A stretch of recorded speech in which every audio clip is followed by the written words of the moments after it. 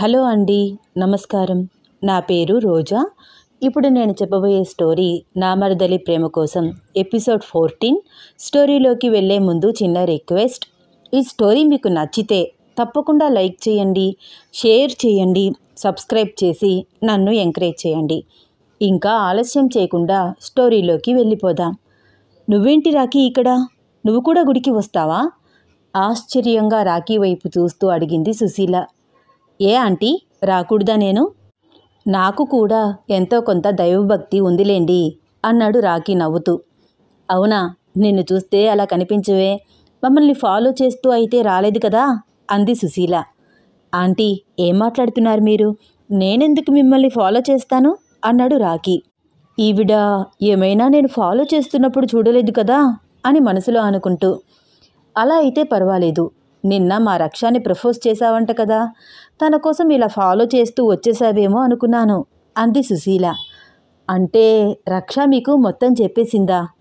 అమ్మయ్యా, మీతో ఎలా మాట్లాడాలో ఎలా చెప్పాలో అర్థం కాక చాలా కన్ఫ్యూజ్ అవుతున్నాను. రక్ష మీతో ఈ విషయం చెప్పి నాకు చాలా హెల్ప్ చేసింది. నా గురించి మీతో మాట్లాడిందా? అయితే నా గురించి రక్ష ఆలోచిస్తోందన్నమాట.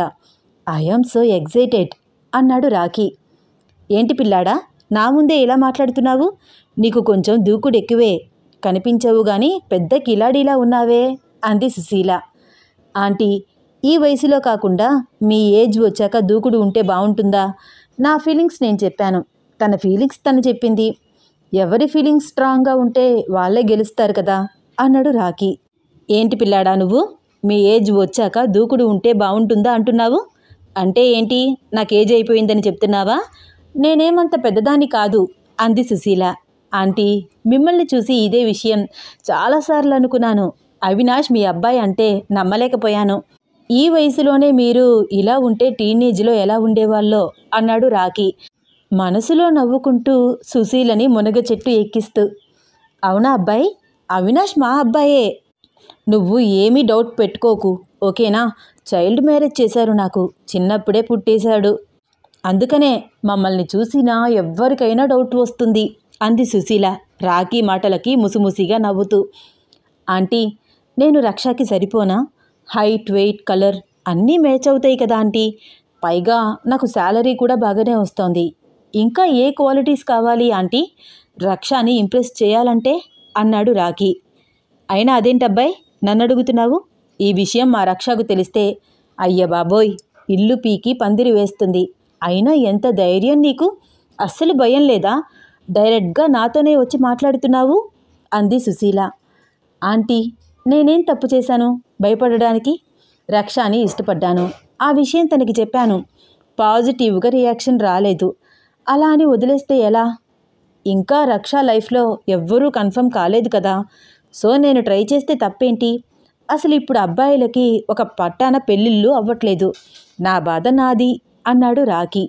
ఏంటయ్యా నువ్వు నీ ప్రేమగోలా? నువ్వెక్కడ పట్టుకున్నావు అబ్బాయి నన్ను?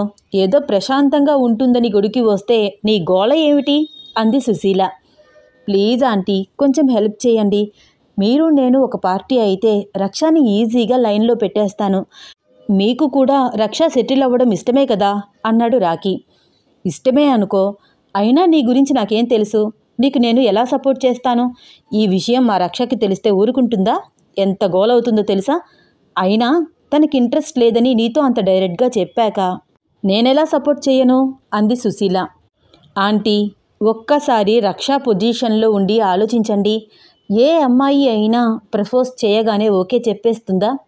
అలా చెప్పింది అంటే ఆ అమ్మాయి మనసులో ఫీలింగ్స్ ఉంటేనే కదా చెప్పేది. కానీ రక్ష ఉన్న పొజిషన్లో తనకి ప్రేమ మీద ఎటువంటి నమ్మకమూ లేదు. నేను తనకి నమ్మకం కలిగించాలనుకుంటున్నాను. ఖచ్చితంగా కలిగిస్తాను. హెల్ప్ మీ ఆంటీ అన్నాడు రాఖీ. అబ్బబ్బా, ఏంటి నీ గోల? మీ అమ్మ వాళ్ళకి ఈ విషయం తెలుసా? ఫస్ట్ వాళ్ళతో నీ ప్రేమ విషయం చెప్పు. వాళ్ళ నుంచి ఏ అభ్యంతరము లేకపోతే నాతో మాట్లాడించు, తర్వాత చూద్దాము అంది సుశీల కొంచెం విసుగ్గా. ఆంటీ, మీకు ఒక విషయం తెలుసా? మా అమ్మే నన్ను రక్షని లైన్లో పెట్టమని, ప్రేమించి పెళ్లి చేసుకోమని పంపించింది అన్నాడు రాఖీ. ఇదెక్కడి విచిత్రం? మీ అమ్మగారు నీతో ప్రేమించి పెళ్లి చేసుకుని తీసుకురమ్మందా? ఇలాంటివి నేనెక్కడ వినలేదయ్యా. నిజమా నువ్వు చెప్పేది? అవునా ఆంటీ, నిజం. ఆల్రెడీ మా ఇంట్లో అందరికీ తెలుసు. నా పర్సనల్స్ ప్రతిదీ మా అమ్మతో చెప్తాను. కావాలంటే ఇప్పుడే ఫోన్ చేయించి మాట్లాడిస్తాను. మీకు కూడా మా అమ్మ బాగా తెలుసు. కానీ మీకు గుర్తుండి ఉండదు.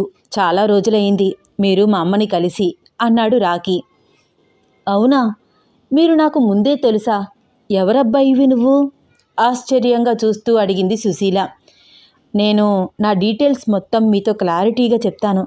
కానీ అప్పుడే రక్షకి నా బ్యాక్గ్రౌండ్ చెప్పద్దు. చెప్పను అని మాటిస్తే చెప్తాను అన్నాడు రాకీ.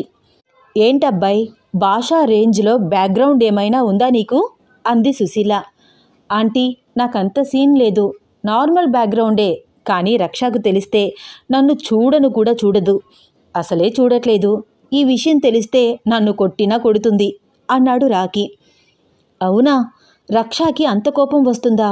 అయితే నీ బ్యాక్గ్రౌండ్ తెలుసుకోవాల్సిందే. అయినా నాకెందుకు చెప్తున్నావు? నేనెవరికైనా చెప్పేస్తే?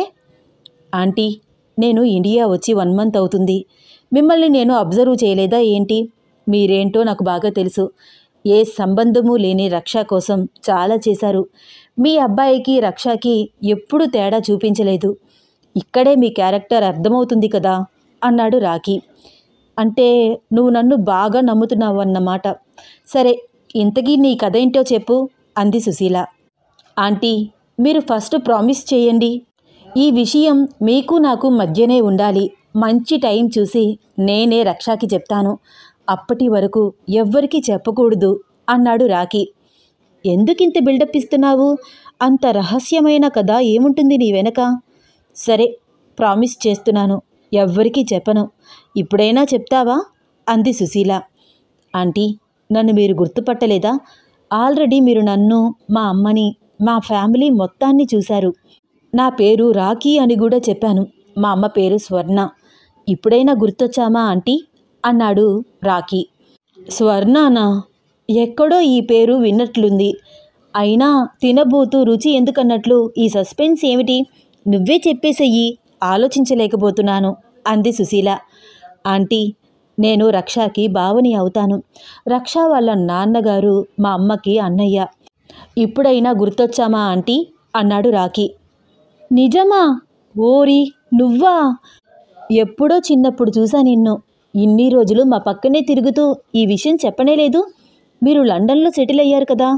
అమ్మ వాళ్ళు బాగున్నారా అంది సుశీల. Always fine aunty. రక్ష గురించే మా అమ్మ బెంగ. ఎప్పటికైనా తనని మేనత్తగా గుర్తిస్తే చాలు అనుకుంటుంది. అయినా రక్షకి ఎందుకు ఆంటీ అంత కోపం అన్నాడు రాకీ. మీ అమ్మని రక్ష వాళ్ళ తాతగారు చాలా చాలా ముద్దుగా పెంచుకున్నారు. చెప్పా పెట్టకుండా ఎవరినో ఇష్టపడి వెళ్ళిపోయింది. ఆ బాధతో మీ తాతగారు సూసైడ్ చేసుకున్నారు. ఇదే విషయం పదే పదే రక్ష వాళ్ళ నాన్నగారు తలుచుకుని బాధపడుతూ ఉండడం రక్ష తన కళ్ళతో తాను చూసేది. తనకి తెలియకుండానే తన మనసులో మీ అమ్మ మీద ద్వేషం. అది వాళ్ళ నాన్నగారి మాటలు వినడం వల్ల వచ్చింది. పైగా చిన్నతనంలోనే తాను కూడా తల్లిదండ్రులను కోల్పోవడం, ఎవ్వరూ లేని నిస్సహాయ స్థితి ఫేస్ చెయ్యడం. అప్పటి వరకు రాని మీ అమ్మ ఆ టైంలో రావడం. అంతకు మునిపెన్నడూ పరిచయం లేని మీ అమ్మకి రక్ష దగ్గర కాలేకపోయింది. అదే మీ అమ్మ రక్ష వల్ల నాన్నగారు ఉన్నప్పుడు వచ్చినట్లయితే ఖచ్చితంగా రక్ష యాక్సెప్ట్ చేసేది. అలా జరగలేదు కదా అంది సుశీల. ఆంటీ, ఎలాగైనా రక్షని మా అమ్మని ఒక్కటి చేయాలి. మా అమ్మకి మనసులో ఎక్కడో తప్పు చేశానన్న బాధ ఇప్పటికీ ఉంది. పశ్చాత్తాపానికి మించిన శిక్ష ఇంకేముంటుంది? తన వల్ల వాళ్ళ నాన్నగారు చనిపోవడం, కొన్ని సంవత్సరాలలోనే అన్నయ్య వదిన కూడా లేరని తెలిసి చాలా బాధపడింది. వీటన్నిటికీ ఒక రకంగా కారణం తానే అని ఇప్పటికీ గిల్టీ ఫీల్ అవుతుంది. దానికి తోడు రక్ష అవాయిడ్ చేయడం తట్టుకోలేకపోతోంది అన్నాడు రాకీ. రాకీ, నువ్వు చెప్పింది కూడా నిజమే. కానీ ఒంటరితనాన్ని అనుభవించింది రక్ష కదా. తనకి నేను ఉన్నాను అన్న భరోసా నువ్వు ఇవ్వగలిగితే నీ ద్వారా మీ అమ్మకి దగ్గర అయ్యే అవకాశం ఉంది. మీరు లండన్ వెళ్తూ వెళ్తూ నాకు ఫోన్ నెంబర్ రాసిచ్చారు కదా. ఆ నెంబర్ ఏమైందో నిజంగా నాకు తెలియదు. చాలా వెతికాను మీతో కాంటాక్ట్ చేయాలని. అస్సలు ఆ నెంబర్ కనిపించలేదు. లేకపోతే ఎప్పటికప్పుడు మీ అమ్మగారికి రక్ష ఇన్ఫర్మేషన్ మొత్తం చెప్పేదాన్ని అంది సుశీల. డాడీ చిన్నప్పుడే లండన్లో సెటిల్ అవ్వడం వల్ల బాగానే సంపాదించారు.